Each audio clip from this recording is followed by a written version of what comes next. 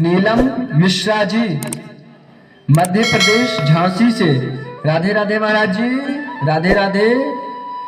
बेटी को विवाह करते समय क्या देखना चाहिए?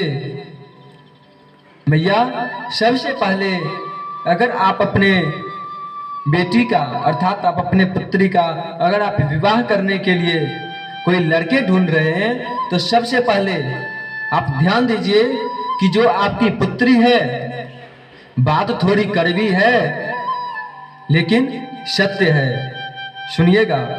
अगर आप अपने पुत्री का बेटी का अगर विवाह करने जा रहे हैं तो उससे पहले अपने बेटी का फोन चेक करें, पता लगाएं कि कहीं आसपास कोई किसी से टच में तो नहीं है। क्यों? क्योंकि अगर आप विवाह कर लेंगे किसी दूसरे लड़के के साथ अगर आप कर दिए तो विवाह होने के बाद ये तलाक का जो सिस्टम होता है ना, विवाह हो गया कुछ दिन बाद फिर तलाक हो जाता है। इसलिए ध्यान रखिए, इसी के कारण होता है ना। और देखो, अगर लड़की है, अगर किसी के साथ अगर है तो अगर अपनी जाति में है, लड़का भी योग्य है लड़की भी योग्य है तो फिर माता पिता को विचार करके फिर विवाह कर देनी चाहिए, कोई दिक्कत नहीं है। लेकिन फिर लड़के कुछ अलग हो, लड़कियां कुछ अलग हो तो फिर उस पर पहले विचार कर लें और फिर अलग विवाह करें।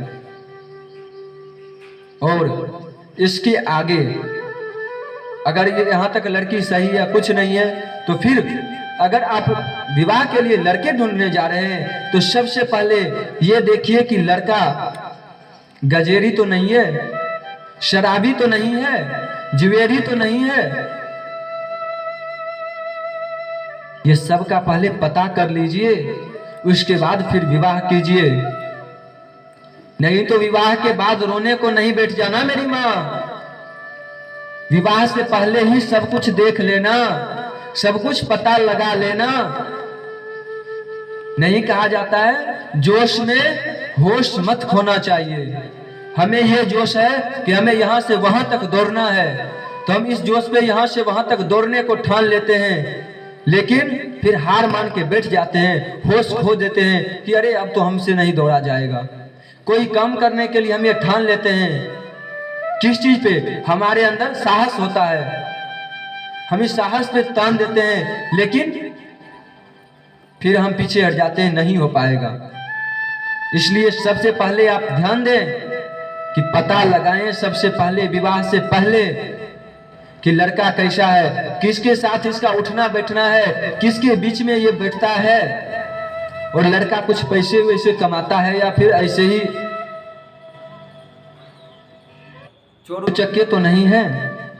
ये सब ध्यान रखिए। और साहब, एक विनती और करूंगा कि जरा आप अपनी पुत्री अपनी बेटी की ओर भी झांक करके देखिए कि आपकी बेटी कितनी काबिल है। कई जगह गांव शहर में मिल ही जाएंगे, आप खुद बताइएगा। कोई गांव या शहर में कोई ना कोई गांव में दो चार तो ऐसे मिल ही जाएंगे, लड़की औरत नशा करने वाले, कोई गुल खाने वाले, गुटखा खाने वाले, बीड़ी तंबाकू खाने वाले, कुछ ना कुछ लड़कियां मिल जाएंगी। शहर में तो शराब पीते हुए मिल जाएंगे खुलेआम। इसलिए पहले आप देख लें, उसके बाद फिर विवाह करें। और देख लें कि लड़का किस योग्य है, फिर लड़की किस योग्य है, इस दोनों में बराबरी देख लें। लेकिन अगर आप ये भी चाहेंगे कि लड़का हमें चाहिए जो कि कोई नशा पानी नहीं करता हो, जो कि कोई मांस मदिरा नहीं खाता हो, तो भैया मैं आपसे बता दूं कि ये 100 में 95% ऐसे मिल जाएंगे आपको लड़के जो ये सब खाते हुए नशा करने वाले में मिल जाएंगे 95%। 5% ही ऐसे मिलेंगे जो नशा नहीं करते होंगे, मांस नहीं खाते होंगे, भगवान के भक्त होंगे। 5% ही ऐसे मिलेंगे और लड़कियां भी ऐसे ही मिलेगी। इसलिए आप दोनों को देख लीजिए बराबर करके। इसलिए आप दोनों को बराबर करके देख लीजिए कि लड़कियां भी उस लायक है और लड़के भी उस लायक है। थोड़ी छोटी मोटी नशा हो तो फिर कोई बात नहीं है, जो और लड़के में हो तो वैसे तो आपको राजा हरिश्चंद्र तो मिल नहीं जाएंगे।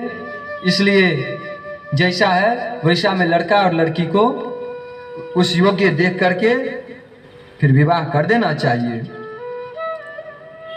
ये सब बातों का ध्यान रखते हुए और विवाह से पहले आप सब चीज देख लें, परिवार वाले सभी लोगों को दिखा दें, उससे पहले उसके गांव वाले लोगों से कुछ पता कर लें। लेकिन ध्यान रखें, गांव के लोग भी कुछ ऐसे होते हैं जो कि कोई बात सत्य नहीं हो तो भी वो लोग झूठे को बोल देते हैं कि लड़के ऐसे हैं, लड़कियां ऐसी है।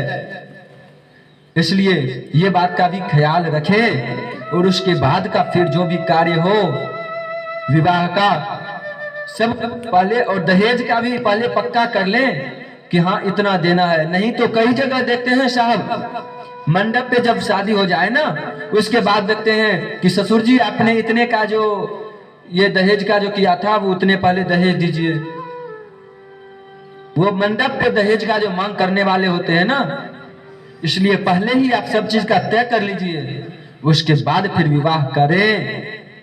बात जरा कड़वी लग रही होगी, लेकिन ये बात सत्य है और कुछ बुरा लगा हो इसलिए क्षमा चाहता हूं, लेकिन ये बात को ध्यान रखिएगा, ठीक है।